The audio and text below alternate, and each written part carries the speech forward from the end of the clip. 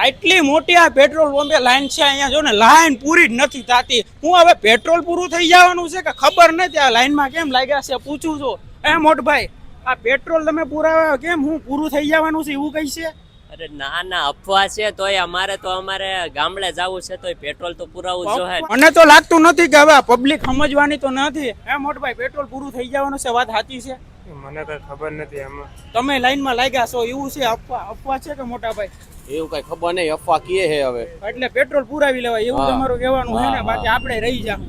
તો મિત્રો અહીંયા પેટ્રોલ પંપે છે ને લોકોની ભીડ ને ટ્રાફિક છે. હવે ખબર નહીં આ પેટ્રોલ પૂરું થઈ જવાનું છે કે શું છે, પણ પબ્લિક સમજતી નથી. એને બધા હે ને બે ત્રણ ગાડીઓ લઈને પેટ્રોલ પુરાવા આવી જ ગયા છે. હવે ખબર નહીં શું થાય. ભાઈ પેટ્રોલ નહીં પૂરું થાય ને? પેટ્રોલ નહીં પૂરું થાય ભાઈ, બધાને જોઈએ એટલું મળી જશે. પેટ્રોલ પણ વાર લાગશે.